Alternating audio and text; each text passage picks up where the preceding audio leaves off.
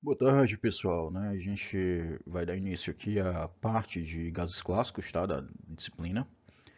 A gente aqui já assumiu que a gente já viu as partes, né, de ensembles, né, microcanônico e ensemble canônico, tá certo? Né? E a gente vai dar sequência aqui aos gases, né, não quânticos, tá certo? Quando eu estou falando de clássico, né, eu quero dizer que esses gases eles são, né, sem a inclusão das teorias de mecânica quântica, tá? Né? E aqui a gente vai tratar de gases que são relativísticos também, tá certo? Considerando que a gente vai considerar eles como clássicos no sentido, né, no sentido de ser não quânticos, tudo bem? Então vamos lá, né? Embora eu estou tratando aqui os gases como, né, clássicos, tá?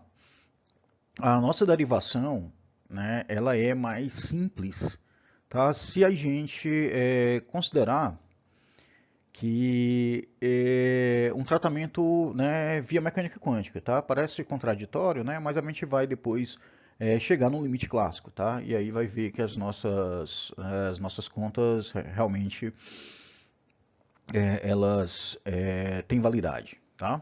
Então vamos considerar primeiramente, né, um sistema que a gente tem N partículas, tá? Elas estão confinadas numa caixa retangular. Nessa caixa retangular tem, né, volume V, né, cujas dimensões, né, nas três direções são Lx, Ly e Lz. E aqui a gente vai escrever, né, utilizando a relação de de Broglie, né, o momento linear, tá? O momento linear P aqui vai ser a constante de Planck dividido por 2π, ou seja, h cortado, que multiplica, né, o vetor de onda, tá? A gente vai escrever a energia cinética da partícula, né, de maneira usual, tá certo? Né, o momento, né, linear ao quadrado dividido por duas vezes a massa, tá? E aí substituindo a relação de Broglie, né, a gente vai ficar que a energia, né, cinética da partícula vai ser, né, h cortado ao quadrado, né, que multiplica o número de onda ao quadrado, tá? Lembrando que o número de onda aqui, tá? Ele é o valor, né, da magnitude do vetor de onda, né? Então, ou seja, ele é a raiz de kx2 mais ky2 mais kz2, tá? E dessa maneira a gente tem que a energia cinética, né, leva em conta todos esses termos, tá? No caso, né, das soluções na mecânica quântica da onda, né, existente nessa caixa, tá? A gente tem que os valores, né, dos números de onda, eles só podem adquirir, né, valores que sejam, né, múltiplos, né, de 2π sobre Lx, tá? No caso de Kx, 2π sobre Ly, no caso de Ky, 2π sobre Lz, no caso de Kz, né? Onde Lzinho aqui, né, ele é um número inteiro, né, incluindo zero, né? Então, um número inteiro, né, que pode ser negativo de menos infinito até mais infinito, né? De tal forma, né, que a gente pode, né, considerar que o número de inteiros possíveis, né, delta Lzinho, né, x, né, para os inteiros Lx, né, eles vão assumir, né, esses valores aqui, dado que, né, o meu número de onda, né, kx, ele assume valores, né, de kx até kx mais delta kx, né? Desse modo, né, eu tenho que delta Lx vai ser Lx sobre 2π dkx. Aí você diz, professor, mas aí o senhor pegou e trocou uma delta aqui por uma diferencial, tá? E o motivo de eu fazer isso é porque a gente vai ver que quando a gente está, né, elevando esse número L de menos infinito a mais infinito, significa dizer que eu tenho uma quantidade muito grande, né, de valores, né, de kx, tá? Então, dessa maneira, eu tenho que a gente pode considerar quase como se fosse um contínuo, né? Então, considerando um contínuo, né, eu vou escrever esse elemento diferencial sem me preocupar com a discretização, né, do problema, tá bom? Desse modo, então, a gente tem que a quantidade de estados de translação, né, vai ser a quantidade, né, em x, em y e em z, né? Então, multiplicando, né, multiplicando esses valores, a gente tem, né, que o número de estados nas 3 dimensões vai ser, né, Lx, Ly e Lz, que é justamente o volume da caixa, né, dividido por 8π a terceira, tá? Então, 2π vezes 2π vezes 2π, que multiplica, né, a dkx, dky, dkz, né? E aí a gente vai definir aqui, né, a densidade de estados, né, para o número de onda, tá? Que eu vou chamar aqui de ρk, tá? Que vai ser o volume, né, essa parte aqui vai ser o volume sobre 8π a terceira. Tá? Que acontece, né? Essa integração, né, ela às vezes é mais interessante a gente fazer em termos, né, em termos da, da amplitude, né, desse número de onda, tá? Ao invés de tratar, né, kx, ky e kz separadamente. Embora a gente vá fazer isso, né, mais à frente também, tá? Mas vamos considerar aqui então que eu vou chamar, né, o meu elemento de volume no espaço do momento, desculpa, do momento não, do número de onda, tá? Né? Então vou chamar de 3K aqui só para encurtar a notação, tá certo? Né, do produto de dkx, dky e dkz. Esse vai ser o meu elemento de volume, né, no espaço dos vetores de onda. Né? E se a gente notar, né, novamente pela relação de de Broglie, que o momento linear e o número de onda eles estão relacionados, a gente pode, né, escrever que o meu elemento infinitesimal dk vai ser o elemento infinitesimal do momento linear dividido, né, por a constante de Planck, né, dividida por 2π, ou seja, h cortado. Né? Ou dessa maneira, né, como a constante de Planck dividida por 2π, né, h cortado, a gente pode escrever ela explicitamente, né? E aí a gente pode escrever, então, novamente, que ΔLx, ΔLy, ΔLz, que é o número de estados, né? Tá? O número de densidade de estados, né? Vai ser, né, ρp, tá? Onde ρp, tá? Vai ser, a gente substituindo aqui, né, ΔK por ΔP sobre H cortado, a gente vai encontrar que a densidade de estados no espaço dos momentos, né, vai ser o volume dividido por 8π a terceira, que multiplica H cortado a terceira. Né? Ou seja, isso vai ser, na verdade, né, o volume dividido pela constante de Planck a terceira. Tá? O que acontece? Para a gente sair do domínio da mecânica quântica, tá? E voltar para o domínio, né, da física clássica, né, o que você faz em geral, né, é pegar todas as soluções que você encontrou para a mecânica quântica, tá? E fazer a tua constante de Planck tender a zero. Né? Quando você faz isso, né, você chega no regime clássico. Né? E a gente fazendo isso aqui no nosso problema, tá? A gente vai encontrar que a densidade de estados, né, no espaço dos momentos, ela vai se aproximar do infinito, né, quando você fizer a constante de Planck aqui a zero. Né? Aqui, tá? Para a gente fazer essa integração mais fácil, né, vamos escrever então, tá, o elemento de volume, né, do espaço dos momentos em coordenadas esféricas, tá certo? Então vamos trocar aqui x, y, z, tá, por chapéu θ, chapéu φ e chapéu r, tá? Lembrando que θ aqui é o ângulo, né, de colatitude, tá? O ângulo que é azimutal, tá? E φ é esse ângulo polar, né, no plano xy, tá? E r, né, é justamente a magnitude, né, da tua coordenada aqui, tá? E nesse caso aí seria π. Então, o meu elemento de volume, né, no espaço dos momentos vai ficar P2 dp seno de θ dθ dφ. Tá? O que acontece? Né? Aqui a gente pode integrar, né, nas direções, né, θ e φ, tá? E ficar com a dependência somente, né, na magnitude do momento linear.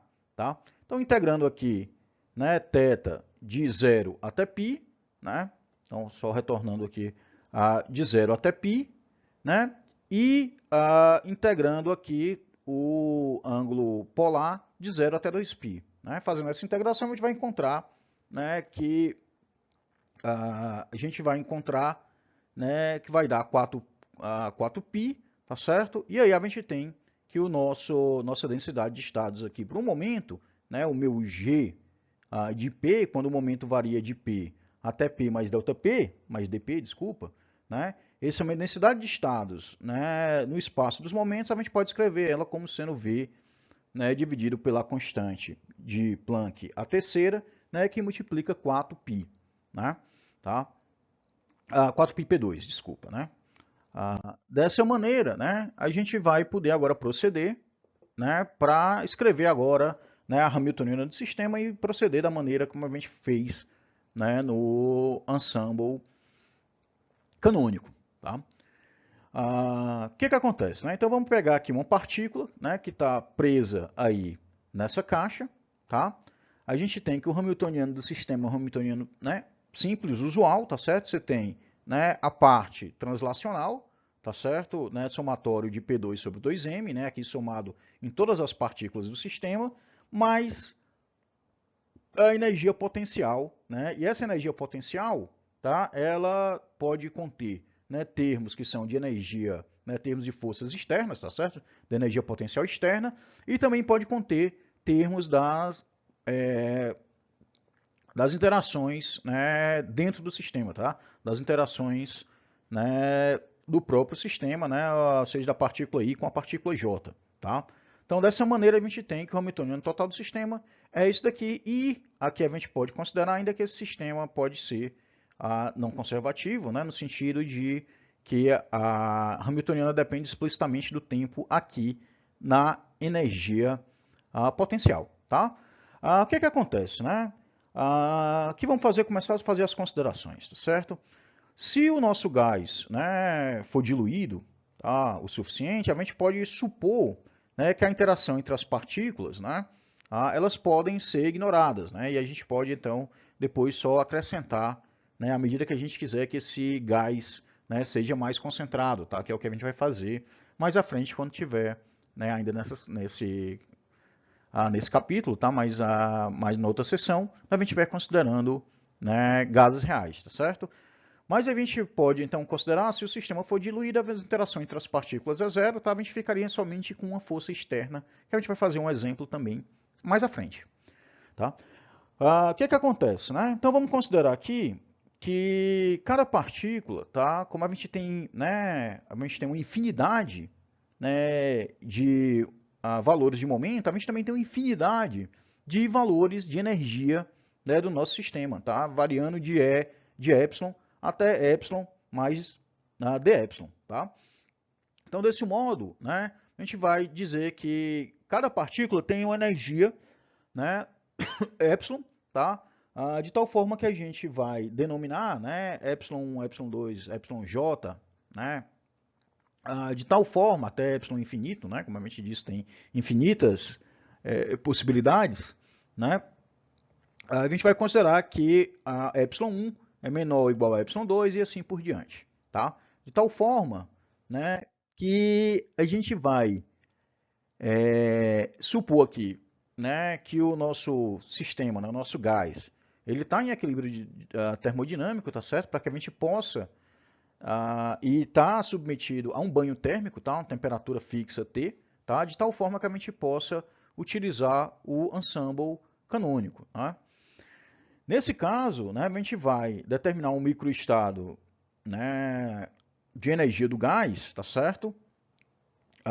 Pela lista do número de partículas, né, em cada estado individual possível, tá certo? Então a gente vai chamar o número de partículas, né, que está no estado 1 de N1, o número de partículas que está no estado 2 de N2 e assim por diante, tá certo? Então a gente vai chamar de NJ, né, o número de ocupação do estado J, tá ok? Então seria como se a gente estivesse contando aqui a quantidade, né, de partículas que tem aquele estado de energia, tá certo? Então se, sei lá, aqui no caso, aqui no N1, né, se a gente tem duas partículas, né, que compartilham energia ε1, a gente vai ter, né, que o número N1 seria igual a 2. Né? No caso aqui, como a gente tem zero partículas com energia ε2, a gente teria que o N2 seria igual a zero e assim por diante. Tá?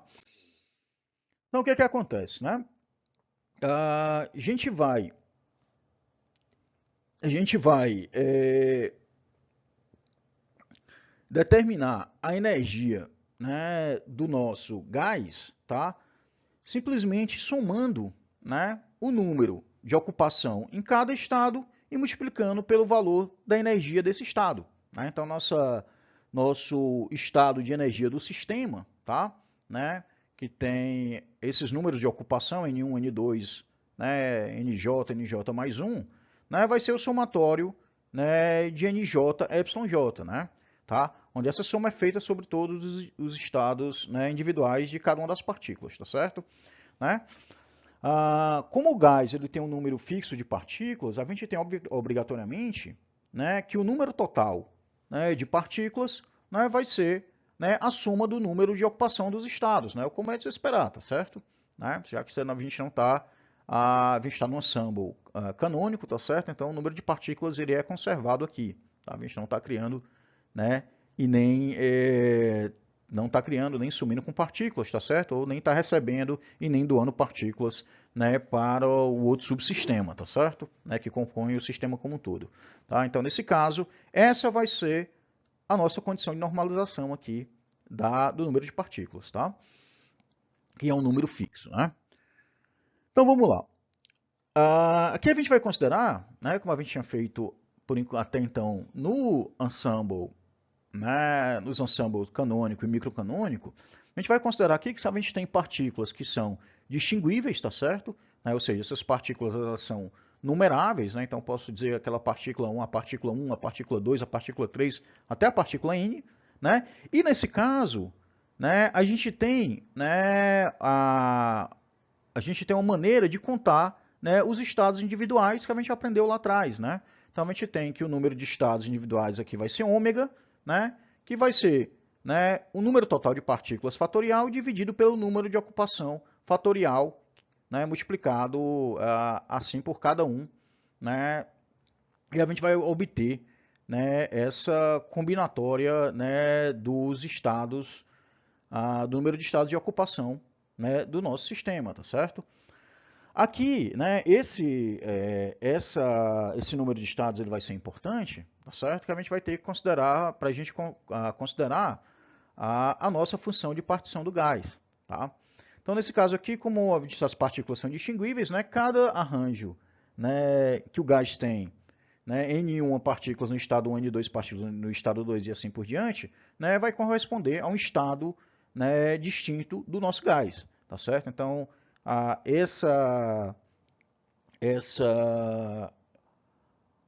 contagem do número de estados ômega, né, representa justamente, tá, o estado distinto do gás, uma vez que N1 for um dos valores aí seja diferente, tá, de N1, N2, NJ e o que quer que seja, tá bom? Então vamos lá. A função de partição, né, do gás, né, de N partículas, né, considerando, né, que ele está em equilíbrio e a uma temperatura T, né, como a gente obteve anteriormente, né, vai ser a somatória, né, do número de estados, né, que aquele sistema ocupa, tá certo? Que multiplica a probabilidade, né, de acessar aquele estado, tá, específico, né? Tá? Então, exponencial da energia dividido por kBt, né? Essa seria a função de partição, né, total. Dessa maneira, a gente pode escrever, né, ômega, né, como n fatorial sobre n1 fatorial vezes n2 fatorial e assim por diante, tá certo? Né? E a energia, né, o estado de energia do sistema, né, a gente pode escrever como o número de ocupação 1, que multiplica a energia do estado 1, ε1, né, mais o número de ocupação 2, que multiplica a energia do microestado 2, ε2, e assim por diante. Né? Tá certo? De tal forma que essas exponenciais aqui, a gente pode, né, esse somatório aqui, nas exponenciais a gente pode escrever como sendo a multiplicação das exponenciais, né, de menos n1 ε1 sobre kBt, exponencial de menos n2 ε2 sobre kBt e assim por diante, tá? Fica com esse produtório aqui, né? A coisa interessante aqui é que a gente pode notar, né, que essa distribuição aqui nada mais é do que a expansão binomial, né, de E elevado a menos ε1 sobre KBT, mais E elevado a menos epsilon2 sobre KBT, e assim por diante, né? Somado em todos os números de ocupações individuais, tá certo? Elevado a N, né? Então isso aqui é a mesma coisa, né? Dessa maneira, né, a gente vai escrever, tá? Que a nossa função de partição, como a gente tinha escrito anteriormente, né, que a função de partição total, né, é a função de partição de uma única partícula elevada a n, né? A gente vai escrever então, né, a função de partição particular, ou seja, de uma única partícula não interagente, tá certo? Aqui não está levando em conta, né, a energia, né, energia potencial em nenhum estado, tá certo? Nem energia potencial, né, externa, nem energia potencial, né, entre as partículas, tá? Então, nesse caso aqui, a gente tem para uma partícula não interagente,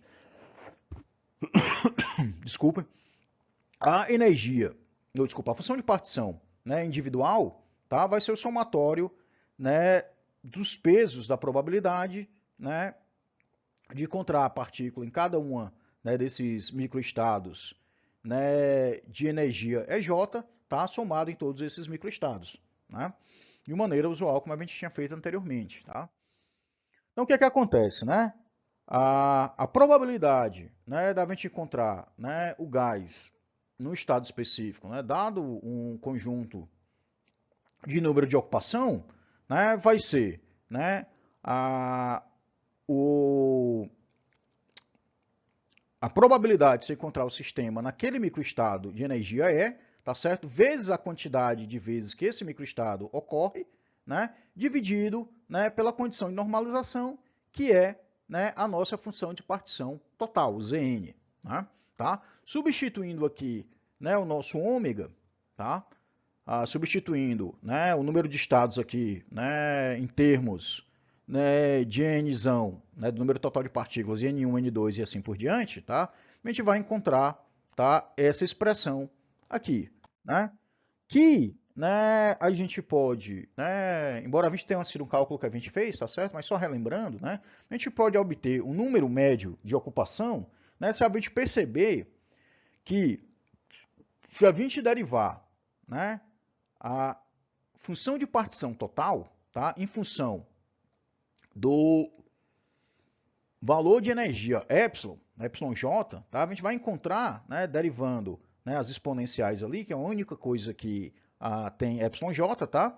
Então, derivando ali, você vai encontrar que isso vai te dar, né, isso vai te dar, né, a derivada da exponencial é o próprio valor, então vai descer, né, N sobre KBT, tá certo? Né? Então vai descer isso daqui e o resto continua igual, tá? E o sinal de menos também para fora, né? Tá? Então fazendo essa, né? Fazendo essa derivação, né? A gente vai encontrar, né? Que a gente vai encontrar que esse valor aqui que está, né, em vermelho, tá certo? Né, dividido, né, por Zn, esse somatório aqui, que está em vermelho dividido por Zn, é a própria probabilidade, né, de você encontrar a partícula, né, naquele estado de energia E. Né? Então, dessa maneira, você tem que a derivada do Ln de Z vai te dar menos 1 sobre KBT, né, do somatório de Ni, que multiplica a probabilidade, né? Ou seja, isso daqui, né? Se você pegar a probabilidade do estado e multiplicar, né, por a variável que você quer encontrar aqui, você vai ter a média, né, o valor médio desse estado, né? Nesse caso aqui, o número de ocupação. Então, dessa maneira, só passando o KBT para o outro lado, tá? A gente vai encontrar, né, que o valor, né, médio de ocupação do estado I, né, do número de ocupação do estado I, vai ser menos KBT, que multiplica a derivada, né, do Ln de Z em relação ao valor de energia EI, tá, que você quer encontrar. Esse resultado a gente já tinha, né, discutido anteriormente, tá, mas é bom lembrar que a gente vai utilizar ele daqui a pouco. Né, tá? Nesse caso, né, a gente também já tinha encontrado anteriormente a variância, né, do número de ocupação médio, né, no estado I, né, vai ser menos KBT, né, que multiplica a derivada, desculpa, a derivada, né, do número de ocupação médio em relação à energia daquele estado, né?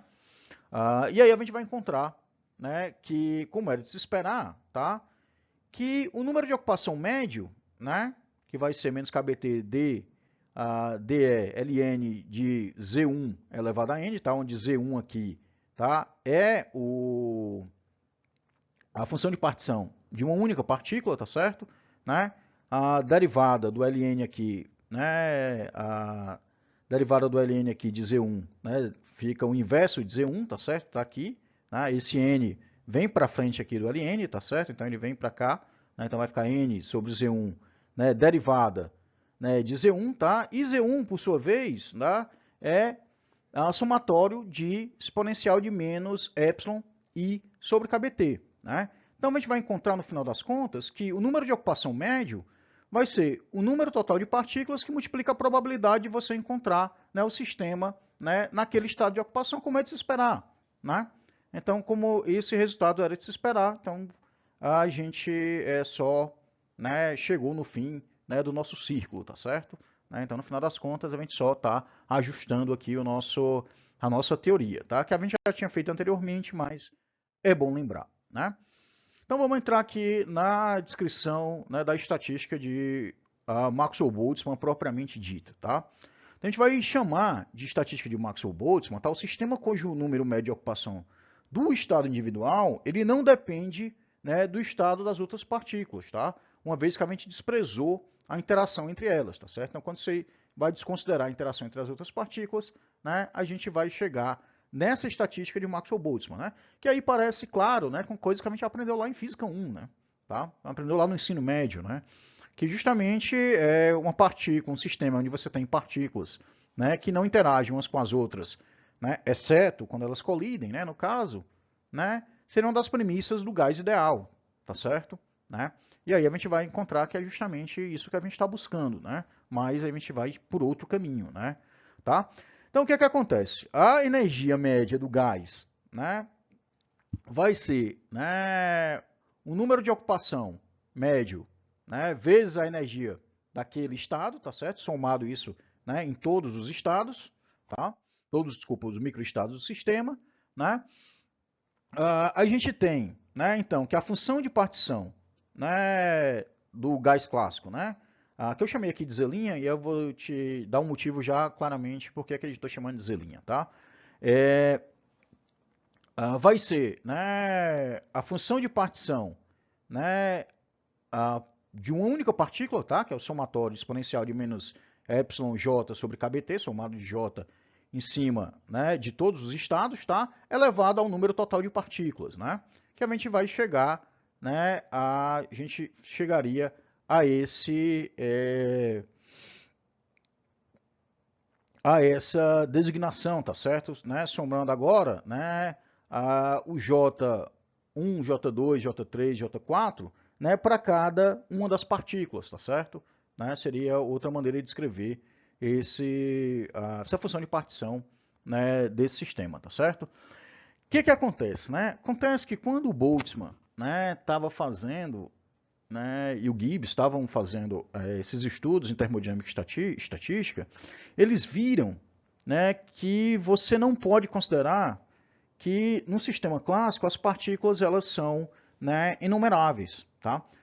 E aí você pode ficar pensando assim, oh, isso não faz o menor sentido, né, cara? A gente está na mecânica estatística clássica, tá? Como é que a gente não pode enumerar as partículas, tá? Porque no final das contas, né, literalmente, no final das contas, a conta dava errada se você considerasse que as partículas são inumeráveis, tá? E indistinguíveis, né? Tá, inumeráveis tudo bem, mas elas não são distinguíveis, tá? Então, dessa maneira, a gente vai tratar, né, já sabendo que a gente culminaria no erro, tá certo? Então, a gente vai tratar agora o sistema como um sistema de partículas que são indistinguíveis, né? E a gente vai ver isso mais à frente, né? As considerações na mecânica quântica, tá? Mas na mecânica estatística clássica, tá? A gente infelizmente vai ter que fazer dessa maneira também, tá? Eu vou fazer uma discussão disso mais à frente, tá? Lá na gente iniciar, né, a parte de gases quânticos, tá? Então, dessa maneira, o que é que acontece, né? Vamos considerar aqui, né, um sistema composto por duas partículas somente, tá certo? Tá? Esse Z2 aqui é para dizer que a gente tem duas partículas, tá? A gente tem que a função de partição desse sistema, né, seria a função de partição da partícula 1 vezes a função de partição da partícula 2, ou seja, J1 somado em J1 aqui somado em J2. Né? Se eu fizer essa multiplicação aqui, eu vou encontrar um termo, né, que depende somente, né, depende somente da partícula J1 ou da partícula J2, tá, que seria o termo quadrático aqui, tá, dessa maneira, tá, no estado é J, né, no estado YJ, desculpa, mais o termo cruzado aqui, né, onde eu estou, uma partícula, ela está, né, a partícula J está no estado de energia tal, e a partícula J2 está no outro estado de energia, tá certo? Elas não estariam no mesmo estado de energia, enquanto que elas estão no mesmo estado de energia, tá ok? O que acontece, né?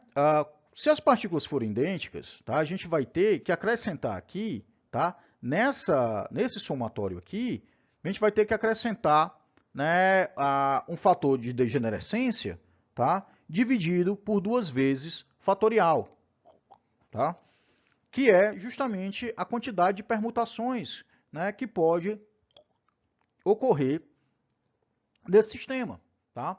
Já que eles, né, se trocar J1 por J2 aí, agora não faria diferença, tá certo? Então eu estaria somando 2 vezes, né, e aí seria o mesmo estado, já que as partículas são indistinguíveis, tá? Tanto faz eu trocar um por outro, né, o sistema continuaria no mesmo estado, e eu estaria contando 2 vezes, né? Então eu tenho que dividir por 2, tá? Quando eu tenho um sistema, né, que tem N partículas idênticas, tá, e indistinguíveis, né, a gente tem que, essa parte do somatório aqui dos termos, né, em que a gente tem cada partícula em um estado individual diferente, tá, num estado de energia diferente, tá, a gente vai ter que dividir de 1 sobre n fatorial, onde n fatorial seria a quantidade de permutações possíveis, tá certo? É como você pegar uma sala, né, que tem 50 estudantes, né? Inicialmente eu tratava eles pelos nomes, e agora para mim tanto faz, tá certo? Eu só quero saber que tem 50 estudantes. Se o cara está sentado, né, se Rones está sentado na primeira carteira da sala, ou, né, se Átila está sentado na primeira carteira da sala, para mim tanto faz, tá certo? Para mim eu estou considerando que é um estudante que está sentado ali e acabou, né? Tá? Então nesse caso aí, né, eu estaria, quando eu fosse fazer a soma de estados, uma vez que Rones pode estar sentado na primeira cadeira da sala, né, num determinado dia, e no outro dia está o Átila, e no outro dia está o Marcos Paulo, no outro dia está a Bianca, no outro dia, né, no outro dia está qualquer outra pessoa, tá, eu estaria somando dobrado, porque para mim não importa, é só um estudante, tá, coisa horrível de se falar, né, mas seria só um estudante, tá ok? Né? Então eu tenho que dividir aqui pelo número de permutações possíveis, tá ok? O que é que acontece, né? Aqui a gente vai fazer a consideração do nosso regime clássico, tá? O que acontece? A probabilidade de qualquer, né, estado, né, específico estar ocupado, né, por uma partícula, ele é muito menor do que 1, tá? A gente tem uma infinidade de estados, de microestados de energia, tá certo? Né? Então, nesse caso, né, porque a gente tem uma quantidade absurda, né, entre o intervalo de energia de epsilon até epsilon mais delta epsilon, tá? O que acontece, tá? Então, aqui a gente teria que você vai ter vários, né, estados de energia, tá, epsilon aqui, que vão estar com o número de ocupação zero, tá? Então, no gás, nessas condições de regime clássico, a probabilidade da gente encontrar, né, um estado individual ocupado por mais de uma partícula, ele é muito, muito baixo, tá? Ele é tão baixo que, nesse caso, eu vou considerar que nesses estados aqui, que todas as partículas, muitas partículas, uma grande quantidade de partículas, estão no determinado estado, né, εj aqui, tá? Ou seja, aqui seria como se tivesse N, seria todas as partículas do sistema, tá no estado εj, tá? A probabilidade disso acontecer é extremamente baixa, tá? Então, de tal forma que eu vou excluir, tá? Eu vou excluir essa probabilidade, tá? E vou ficar somente com a probabilidade, né, dos estados de ocupação, né, estarem bem distribuídos, tá certo? As partículas estarem bem distribuídas, com energias bem distribuídas né, com estado de ocupação, né, com números extremamente baixos, tá? Esse seria a nossa consideração de regime clássico, né? Tá? Então seria aqui como se tivessem vários estados, né, sem partículas, tá certo? Sem o número de ocupação bem baixo, tá? 0 ou 1 e assim por diante, né? O que é que acontece? Né? Dessa maneira, a gente vai encontrar, né, que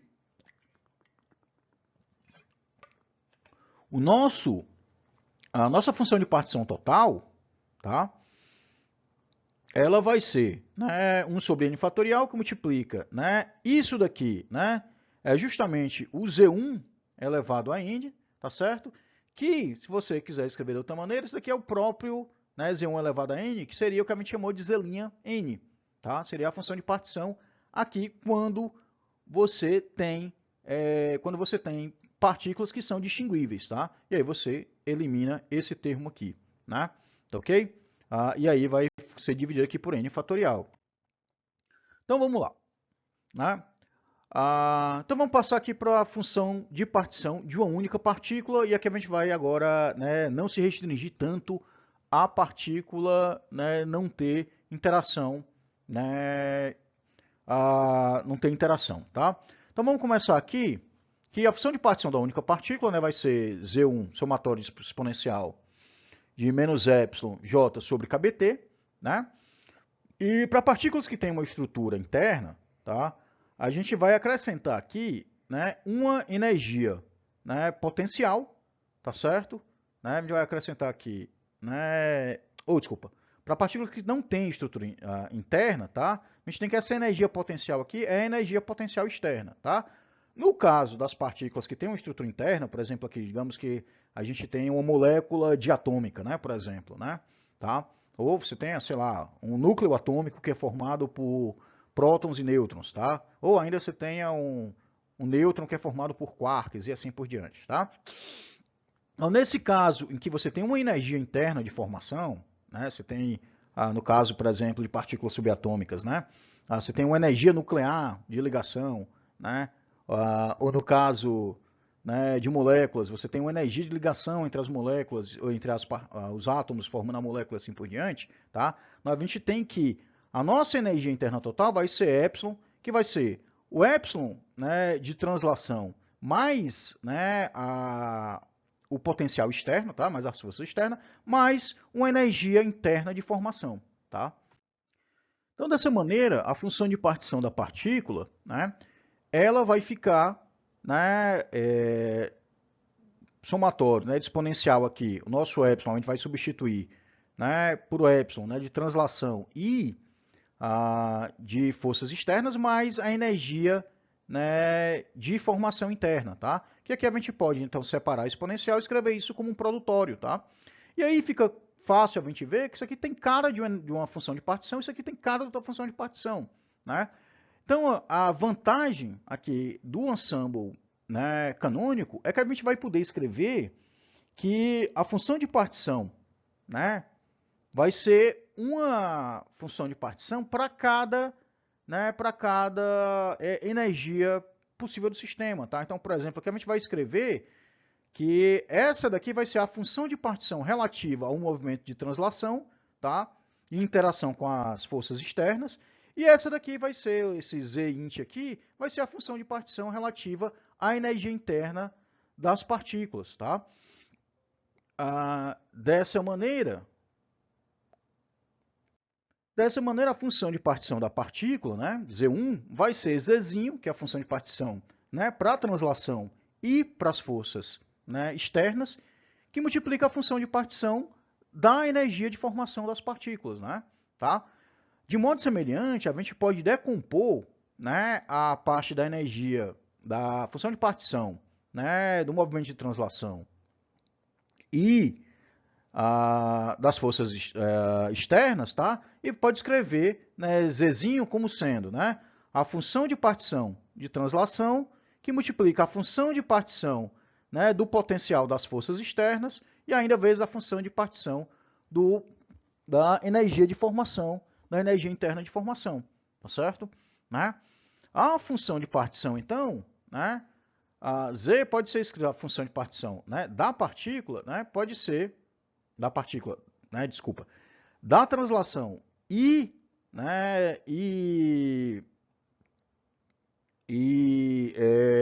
interação com as forças externas, né, pode ser escrita dessa maneira, tá certo? De tal forma que você pode, né, separar aqui o meu d gama aqui é justamente o espaço, né, de fase, né, que a gente discutiu lá anteriormente, tá? Seria o espaço de fase, né, nos momentos, no momento linear e da posição, tá certo? De tal forma que você pode escrever, né, o meu hipervolume aqui, meu diferencial, né, de hipervolume aqui como sendo D3R vezes D3P, e aí você pode separar, né, um termo, né, que consista só da energia cinética de translação e um termo que consista só da energia de interação entre as partículas e as forças externas. Então, a gente vai ficar que a parte translacional, né, da função de partição, né, vamos trocar aqui, escrever em termos, né, em termos de coordenadas cartesianas, tá? Onde p quadrado seria px quadrado mais py quadrado mais pz quadrado, né? De tal forma que d3p seria dpx, dpy e dpz, né? E aí dessa maneira a gente vai ficar com três integrais semelhantes, tá certo?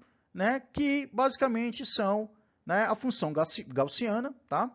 E a função gaussiana integrada de menos infinito até infinito exponencial, né, de menos a que multiplica x quadrado dx, né, ela é conhecida, que vocês fizeram lá em cálculo 2, eu acho, né, tá?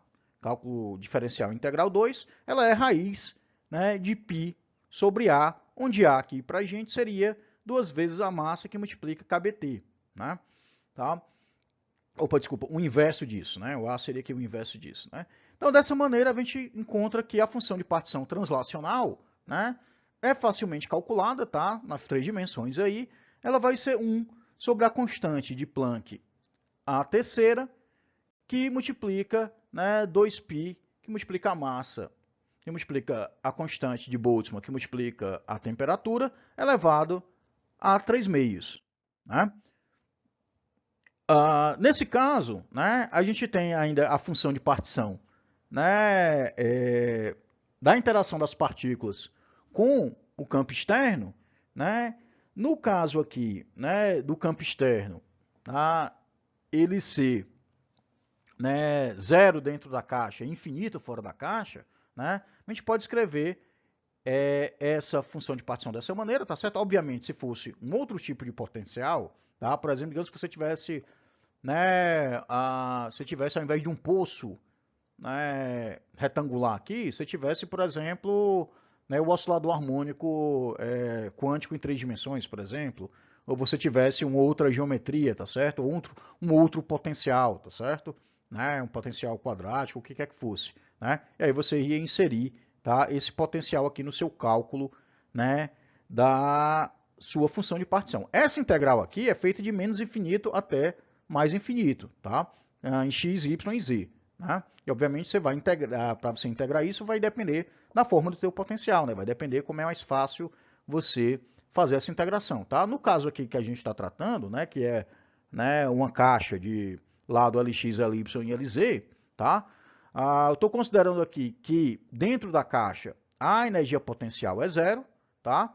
E fora da caixa a energia potencial é infinita, né? Ou seja, a partícula, né, ela fora da caixa, né, é uma zona classicamente proibida, tá? Ela não pode existir aqui fora da caixa, tá?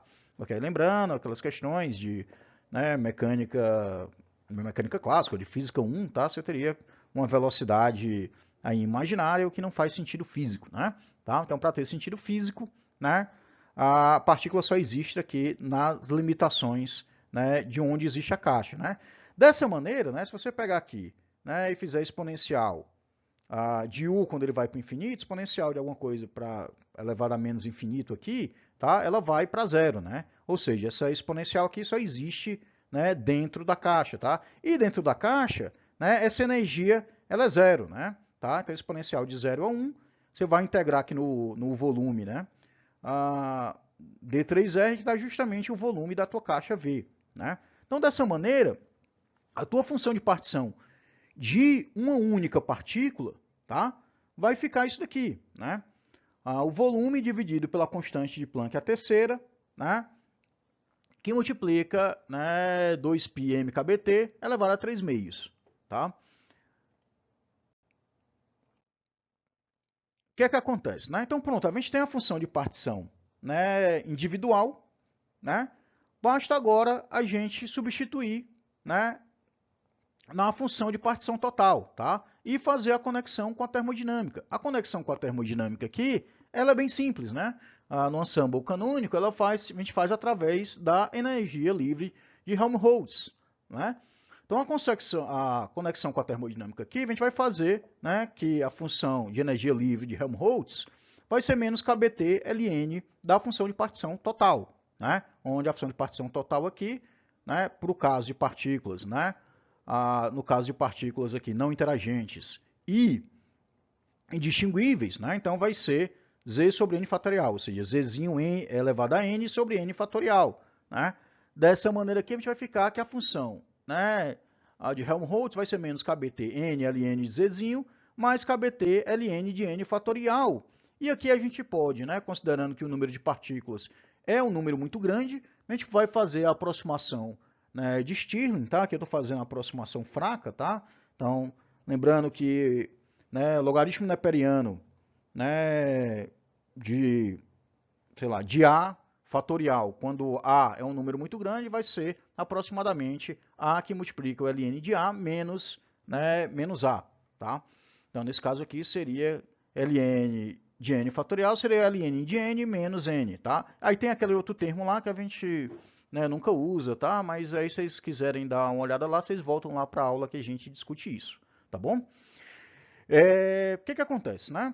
Então vamos lá dessa maneira, a gente ainda pode escrever, né? Como aqui tem ln de zzinho, ln de n e aqui não tem ln, a gente vai, né, para esse cara não ficar triste, tá? A gente vai escrever, né, kBT n, né, como sendo kBT n, né, ln, né, do número de Euler, tá? Do número neperiano aqui, tá certo? Então ln de E, que é o próprio 1, né? Tá?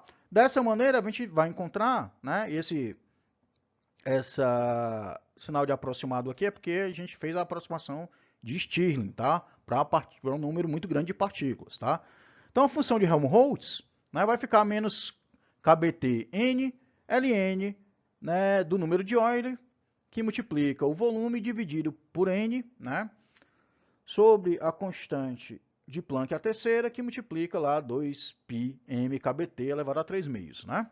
Tá? E aí, né, a gente pode obter lá via termodinâmica, né, que a pressão do gás ela pode ser obtida da energia livre de Helmholtz, né, como sendo, né, a pressão vai ser menos dF dV, né, ou seja, a derivada parcial da energia livre em função, né, do volume, tá certo? Mantido, né, a temperatura constante aqui, né, como é o caso do ensemble canônico, né, do banho térmico, né?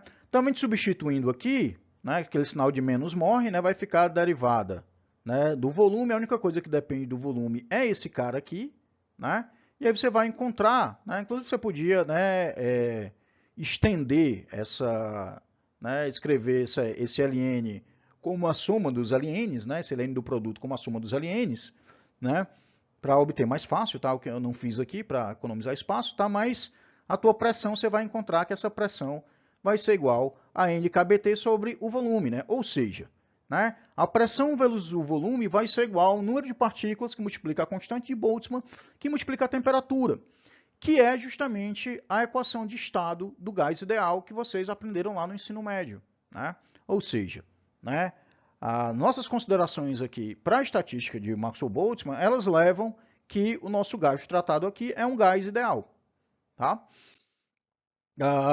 De maneira semelhante, a gente pode obter o potencial químico, tá? Lembrando que o potencial químico é a derivada parcial da energia de Helmholtz, né, em função do número de partículas, tá?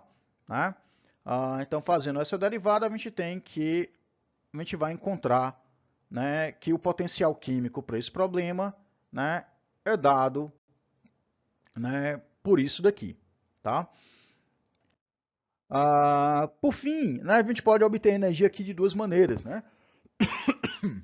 A gente pode obter da relação termodinâmica, né, da própria definição, né, da própria definição da energia livre de Helmholtz, né, que diz que ela é a energia interna mais a temperatura que multiplica a entropia, então a entropia aqui sendo dF dt, né, com a volume constante. E a gente pode então substituir, né, F está aqui em vermelho, né, a derivada no tempo, né, de F, tá, que multiplica T aqui, vai retornar para a gente que esse cara aqui, esse primeiro cara aqui, é igual a esse cara aqui, né, que vai sobrar para a gente aqui só 3 meios de NKBT. Né? Outra maneira da gente fazer isso, né, mais orgânica, mais rápida, tá, é fazendo, né, a energia, né, média associada, né, como sendo menos a derivada, né, de ln de Z em relação a beta, onde beta aqui, lembrando, é o inverso de KBT, né, o inverso da constante de Boltzmann que multiplica a temperatura, tá? Então, nesse caso aqui, a gente ia encontrar a mesma coisa, tá? Ia encontrar 3 meios de NKBT, tá? Tomando a energia média de translação por partícula, ou seja, né, dividindo aqui todo mundo por N, a gente ia encontrar que a energia média de translação por partícula, tá, seria 3 meios de KBT, tá? Esse aqui é o prenúncio, né, que a gente já tinha discutido anteriormente lá no caso do microcanônico, né, mas esse cara aqui é o prenúncio, né, quando a gente falou do sólido de Einstein, né, a gente vai revisitar ele, tá, mais à frente, mas esse aqui é o prenúncio do teorema da equipartição de energia, tá? Então, cada grau de liberdade aqui no teu sistema, tá, ele contribui com meio de KBT, tá? Então, se a gente lembrar lá atrás, né, do que a gente fez lá atrás, tá, quando a gente fez, por exemplo, o sólido de Einstein, a gente fez só em uma dimensão, né, por simplicidade, né, e aí dava um meio de KBT, né, tá? Aqui já deu 3 meios de KBT, porque a gente está considerando, né, as 3 dimensões x, y e z, né? Então, na verdade, as componentes do momento Px, Py e Pz, né? Tá ok?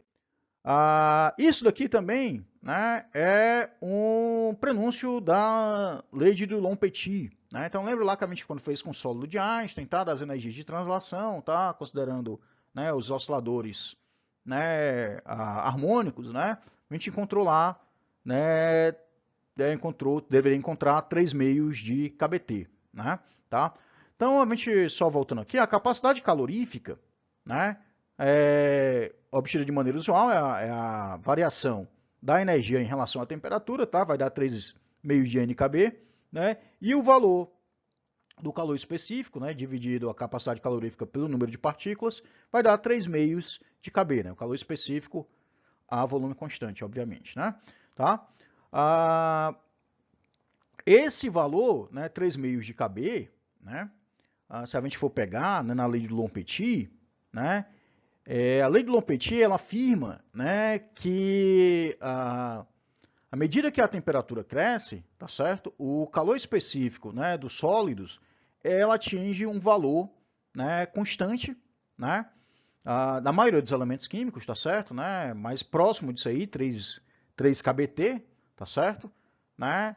Obviamente, né, quando você está próximo do zero, né, a gente tem, né, que, como é uma função de resposta, aí pela terceira lei da termodinâmica, né, a gente tem, obviamente, como uma função de resposta, né, o calor específico, né, também tem que ir a zero, né, quando a temperatura vai a zero. Tá? Então, por isso que ele parte do zero, mas para temperaturas ordinárias, né, ele vai atingir esse valor aqui de 3 kBt. Né? Então, é 3 meios, né, desculpa, não tem T aqui, tá, pessoal? Eu vou ajeitar esse slide aqui, tá? Não tem a temperatura aqui, é 3 meios de KB, né? Tá? Desculpa, não tem a temperatura aqui, né? Tá? Vou ajeitar aqui. O que acontece, né? Então, seria 3 meios, né, de KB aqui devido à translação e 3 meios, né, mais 3 meios de KB devido justamente à interação do oscilador harmônico, né, no caso aí seriam elétrons, tá, ligados à rede, né, do sólido, tá? Então isso chegaria a 3 kb, né? Tá? Aqui CV em joules por Kelvin, tá? A entropia ainda, né, a gente pode escrever aqui que a entropia, né, pode ser escrita, né, de menos dF dt, tá? Então a gente vai encontrar que a entropia ela vai ter um termo, né, que depende, né, da temperatura, tá certo? E tem um termo que é constante, tá? Que seria, né, o seu termo residual. Então quando a temperatura aqui for a zero, tá? Você ainda tem que essa entropia residual, né, que seria o teu valor S0, né, na temperatura zero, né? Como a gente discutiu já algumas vezes atrás, né? Tá? Vamos falar da validade de tudo isso que a gente está fazendo, tá certo? Né? Porque a gente discutiu tudo aqui, eu estou, né, levando aqui a constante de Planck aqui no meio do pagode aqui, né? E a gente falando aqui de constante de Planck e falando de regime clássico, né? Como é que se dá essa marmota, né? Então vamos lá.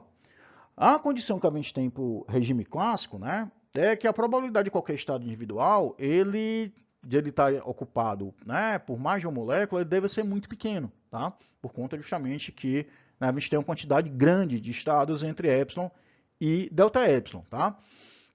Assim, né, a gente tem que a maioria dos estados está desocupado, né, e aí você tem uma parcela muito pequena, né, que vai ter um número de ocupação com mais de uma molécula, tá certo? Né? Então a gente tem que, na média, tá, o número de ocupação médio, tá certo, vai ser sempre muito menor do que 1, tá? Quando você somar, né, todos os teus estados. Ou seja, na verdade, o que eu estou querendo dizer é que na grande maioria dos casos, né, o teu número de ocupação médio ele vai ser próximo de zero. Né? Então, dessa maneira, né, a nossa condição aqui, né, substituindo aqui, né, o número de ocupação médio, tá, como sendo o número de partículas que multiplica a probabilidade de encontrar a partícula naquele estado, ou seja, epsilon sobre, exponencial de menos epsilon sobre kbt dividido, né, pela condição de normalização, que é a função de partição para uma única partícula, né, que a gente pode substituir aqui, né, que então a minha função de partição para uma única partícula, a gente tem que essa quantidade aqui tem que ser muito pequena, tem que ser muito menor do que 1, beleza? Então vamos lá. Fazendo essa condição que isso aqui é muito menor do que 1, né, a gente tem, né, a primeira coisa é o seguinte, né, se eu pegar um número de partículas e dividir pelo volume, né, e se a gente tiver um gás cuja, né, a concentração seja muito baixa, a gente tem que o número de partículas por volume ele é muito, muito pequeno. Tá? Essa é uma consideração. Tá? A gente tem essa consideração aqui. Então, se, né, o teu gás é diluído, pronto, a gente já satisfaz essa condição. A outra maneira, né, para a gente satisfazer isso daqui é quando você tem altas temperaturas. Né? Então, quando você tem altas temperaturas, teu sistema, né, teu gás, né, ele tem temperaturas muito altas, né, você tem que, nessa condição também é satisfeita. Tá? Aqui está o inverso da temperatura elevada a 3 meios. Tá? Então, se aumenta a temperatura, se a tua condição também é satisfeita. Né? Isso, na verdade, vem do fato de que se tu aumenta a temperatura, né, mais estados vão estar acessíveis às tuas partículas, tá certo? Né, você consegue dar energia suficiente para aquela tua partícula, para que ela acesse estados, né, estados de energia maior, tá? E aí, consequentemente, vai ficar mais diluído, né? Você vai ter menos partículas num determinado, né, estado, ou seja, o número de ocupação médio vai ser muito, muito pequeno, tá? Ainda, né, a gente tem que, se a gente considerar, né, que a gente identificar que o número de onda de de Broglie, né, é a constante de Planck, né, que multiplica, dividido, né, pelo momento linear, tá, o momento linear clássico aqui, a gente tem que o teu comprimento de onda, tá, ele vai ser a constante de Planck dividido pela raiz, né, de 2 vezes a massa que multiplica a tua energia epsilon de translação, tá? Lembrando que a energia de translação é P2 sobre 2m, né? Então, estou escrevendo o inverso aqui, né? P como raiz de 2me, né? 2m epsilon, desculpa. Dessa maneira, a gente vai definir, né, o nosso comprimento de onda térmico, tá? Substituindo aqui a energia de translação, né, daquele estado, né, por a energia média, né, por partícula, tá, que é 3,5 de kBt, a gente vai definir, né, o nosso comprimento de onda térmico, tá certo? Que seria dado por isso daqui, né? O que é que acontece, né? Então, só substituindo aqui, né, identificando quem é o meu comprimento de onda térmico, eu vou ter o seguinte, né? Eu vou ter que n sobre v, que multiplica, né, a lambda t, meu comprimento de onda térmica, elevado à terceira, né, que multiplica a raiz de 3 sobre 2π, também elevado à terceira, tem que ser muito menor do que 1, tá? Como raiz de 3 sobre 2π, tá? É um número, né, é um número aqui da ordem de meio, né, tá certo? Né, de 0,5, né, raiz disso, né, dá 0,7, sei lá. A gente pode desconsiderar, então, que a V sobre N vai ser muito maior do que o comprimento de onda térmica à terceira, tá certo? A gente vai definir, né, esse V sobre N aqui, né, vai ser o volume, né, do total, né, da caixa, tá, dividido pelo número total de partículas, tá? Esse aqui vai ser a distância, né, a distância média entre as partículas, tá certo? E para a gente colocar aqui, né, em dimensões de distância, tá? Então eu vou tirar a raiz aqui, é basicamente só escrever V como Lx, Ly e Lz, né? Então eu vou escrever aqui, né, o meu lambdazão a terceira aqui como sendo, né, V sobre N. Dessa maneira eu tenho que a minha distância média entre as partículas tem que ser muito maior do que o comprimento de onda, né, térmico de de Broglie. O que é que eu quero dizer com isso? O que eu quero dizer é o seguinte, né? Que a separação das partículas, a separação média entre as partículas, né? Ela tem que ser suficiente para que as partículas não interajam quanticamente, ou seja, que elas têm que ser muito maior do que o comprimento de onda, né? O comprimento de onda de de Broglie, o comprimento da onda piloto, né? O que faz todo sentido, né? Se você tem que a separação delas é muito grande para que elas não enxerguem o comportamento ondulatório das outras, né? Então você está, né, claramente no teu regime clássico, tá certo? Vamos ver o que tem mais aqui. Tá, a gente não chegou ainda na distribuição de Maxwell-Boltzmann, né? Então vamos lá. A gente falou aqui, a gente encontrou o gás ideal, encontrou, né, o prenúncio da lei de Dulong-Petit, né, o teorema da equipartição, né, discutimos aqui a validade, né, dessa nossa formulação, né? Vamos chegar agora ao que é o mais bonitinho, né, tá? Que é a distribuição de Maxwell-Boltzmann, tá? Então vamos lá. A gente vai escrever, né, a probabilidade da gente, né, encontrar a partícula, tá? Dentro do elemento de volume, né, D3R, né, com as componentes, né, de momento dentro do elemento de volume, né, D3P no espaço dos momentos, tá? A gente vai escrever, se ele estiver no estado S, a gente vai, né, escrever, né, como sendo, né, F de RP, D3P, D3R, onde F de RP aqui é justamente a probabilidade, né, a probabilidade de você encontrar a partícula naquele estado, dividido pela função de partição dela, tá? Né? Dividido pelo número de estados aqui, né, que a gente obteve lá no comecinho da nossa aula, tá? Que é 1 sobre a constante de Planck, a terceira, tá? Então, dessa maneira aqui, né, a probabilidade de a gente encontrar uma partícula, né, nas coordenadas da posição e do momento, tá?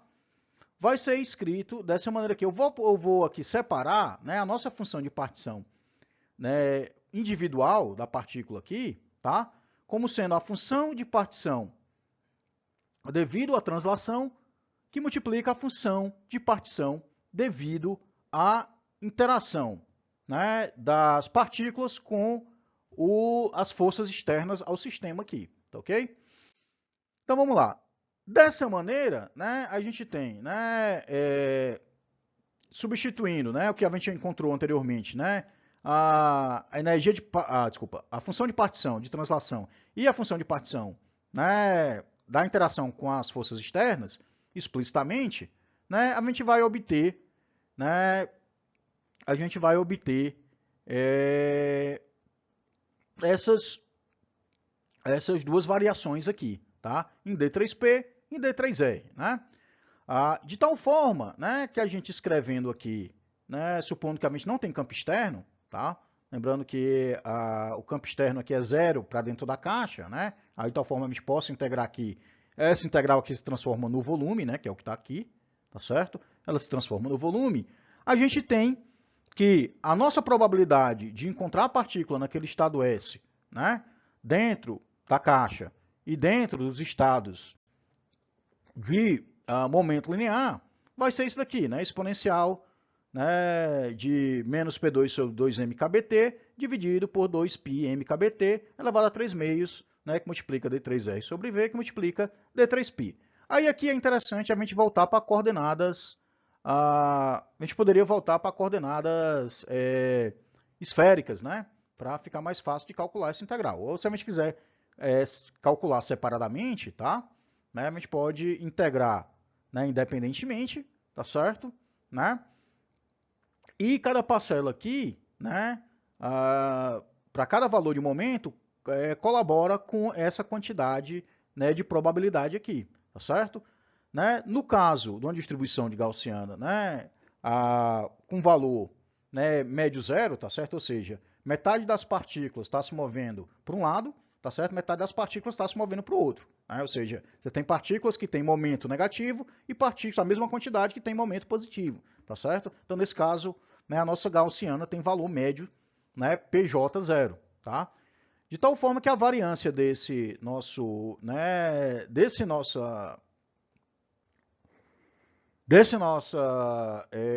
distribuição de momento, né, para translação, tá?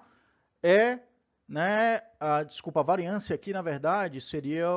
tá certo, a variância tá ok, né? Porque geralmente a gente coloca ao quadrado, tá? Mas ela seria, então, né, mKBT, tá? Na verdade, isso aqui seria mais próximo do nosso desvio padrão, tá? Que seria a raiz da variância, tá?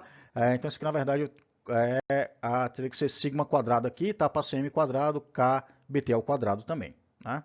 Tá? Consertar isso, né?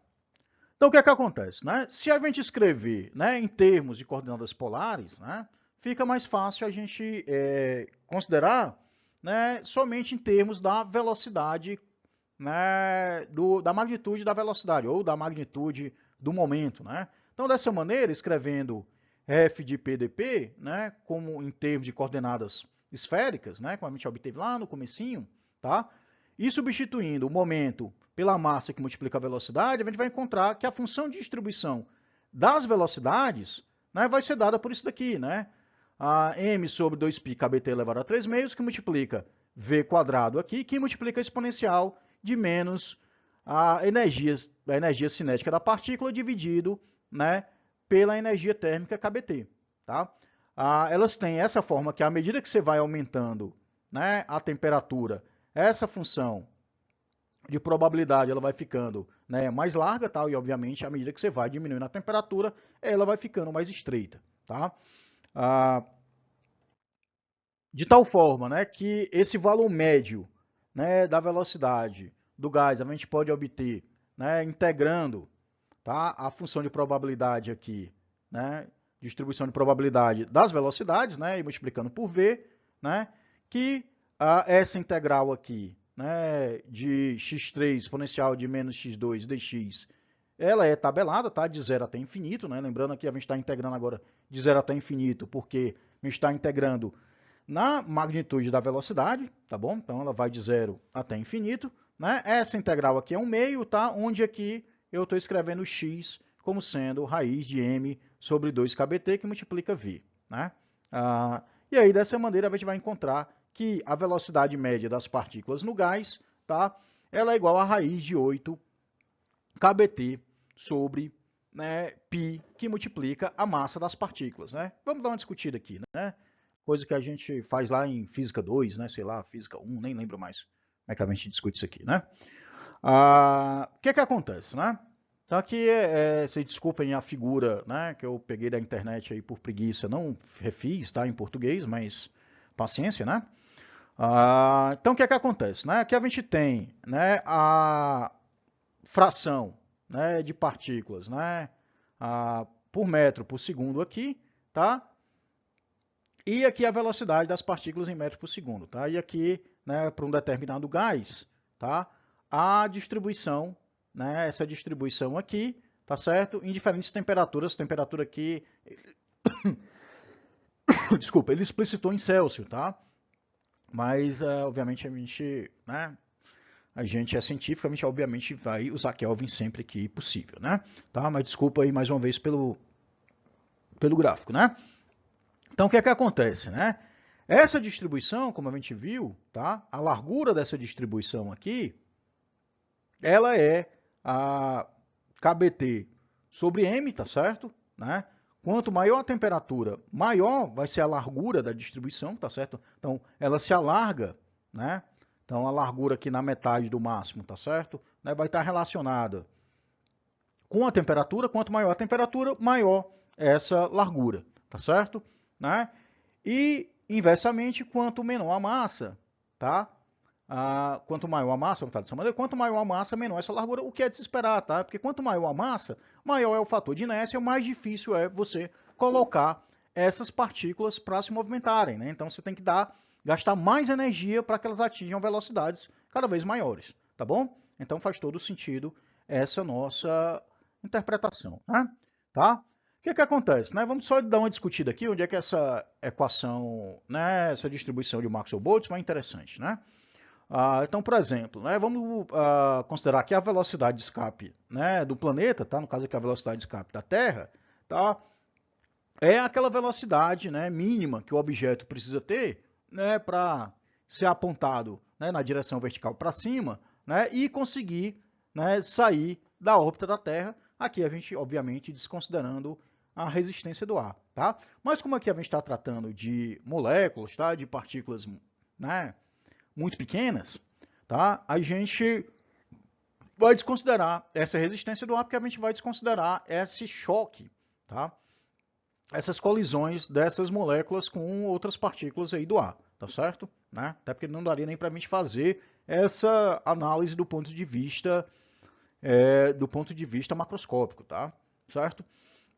Então vamos lá. A velocidade de escape da Terra ela é coisa de 11, né, mil quilômetros por segundo, né? Tá aqui substituindo aqui, né, na fórmula, raiz de 2G mt sobre RT, tá? Onde G é a constante de gravitação universal do Newton, RT é o raio da Terra, né? E mt é a massa da Terra, a gente chegaria a esse valor, né? O que é que isso tem de interessante, né? Então note, por exemplo, aqui eu coloquei uma tabela da velocidade de escape, né, em vários planetas, tá? Então aqui no caso do Sol, da superfície do Sol é coisa de 617.500, 617,5 quilômetros por segundo, tá certo? Mercúrio, coisa de 4,2. Vamos nos atentar aqui para Vênus, Terra e Marte, tá? Então, Vênus é bem próximo da Terra, tá? Devido a justamente o raio de Vênus ser aproximadamente o raio da Terra, e Marte é coisa da metade da Terra, né? 5 quilômetros por segundo, tá? O que acontece, né? Então, vamos pegar aqui, tá, um gráfico, né, da distribuição de velocidades, tá, de partículas a uma temperatura ambiente, tá, de 20 graus, tá certo? Você pegar o hélio aqui, tá, como ele tem uma massa, né, muito menor do que o neônio, o argônio e o xenônio, tá? Essa largura dele é bem maior do que desses outros gases, né? O que significa dizer? Significa dizer que você tem uma grande quantidade de partículas de hélio, né, que tem velocidades muito altas, tá certo? Você vai chegar a partícula de hélio, né, que chegam a velocidades de 11 km por segundo, tá? Então, você chegando a essas partículas de hélio tendo velocidade de 11 km por segundo, elas estando apontando para cima, tá certo? Elas vão facilmente escapar, né, da órbita terrestre, tá certo? Elas vão escapar, né, do campo gravitacional terrestre. E esse é um dos motivos pelos quais, né, a gente tem pouquíssimos gases, né, no nosso ar, na nossa atmosfera, tá? Que são gases leves, tá? Como o caso do hélio, como o caso do gás hidrogênio, né? E assim por diante, tá? Você só vai ter gases mais pesados, tá certo? Como é o caso aqui, né, do nitrogênio e do oxigênio, que já são mais da ordem aqui do neônio, tá? E aí você vai ter uma quantidade maior desses gases, porque os outros gases que são mais leves, eles escapam devido a essa parcela, né, grande não, desculpa, uma parcela pequena, mas você está perdendo continuamente, né, você está perdendo diariamente, né, segundo a segundo, né, no decorrer, né, dos anos, está entendendo? Você vai ter uma atmosfera com muito poucas concentrações, né, de hélio e de gás hidrogênio, né, tá? E aí vamos lá para o que acontece com Marte e com Vênus, tá? Então vamos primeiro para Marte aqui, né? Para Marte, né, você tem que a velocidade de escape é mais baixa do que a da Terra, é coisa de 5 km por segundo, tá? Ela sendo 5 km por segundo, então isso quer dizer que mais partículas de hélio e gases mais leves vão sair mais facilmente, tá certo? Né? Assim, mas se você for ver a concentração, né, da composição atmosférica de Marte e de Vênus, ela é bem parecida, tá? Você tem CO2 aqui em Vênus, você tem CO2, que é a grande maioria dos gases, né, em Marte, tá? Você tem nitrogênio, a parcela menor, e também tem nitrogênio em Marte, aqui você tem argônio aqui, né, em Marte, e no caso aqui de Vênus, você tem, né, enxofre, né, tá? Você tem um gás sulfúrico aí, né? Tá? O motivo, né, de Vênus é porque Vênus, né, ele tá mais próximo do Sol. Consequentemente, a temperatura é maior. Consequentemente, se a temperatura é maior, como a gente acabou discutindo no slide passado, né, a função de distribuição de probabilidade das velocidades também é alargada. E aí ele atinge, né, esses gases atingem velocidades maiores, né, e conseguem chegar ali perto dos 10 km por segundo, né? Esse é um dos motivos pelos quais, né, por exemplo, Marte tem, né, uma atmosfera extremamente baixa, tá certo? Tá? Então, assim, é um dos motivos, por exemplo, porque a radiação lá é extremamente alta em Marte, tá? Porque justamente você tem uma atmosfera muito fina, né, e a radiação que vem, né, do espaço e a radiação que vem do Sol, né, seja ultravioleta, seja uma radiação cósmica, né, de radiação corpuscular ou, né, partículas alfa e raio-x, tá? Eles não são filtrados na atmosfera de Marte, tá? Por conta justamente dessa finura da camada, por conta justamente dessa distribuição de velocidades, né, devido, né, justamente ao campo gravitacional muito fraco, né? Tá bom? Então, pessoal, nós vamos encerrar por aqui. A gente vai discutir, né? Na nossa próxima aula, a gente vai discutir gases, né, com campo externo aplicado, tá certo? Vamos colocar aqui um gás com campo externo aplicado e a gente se vê lá, tá bom? Valeu, pessoal!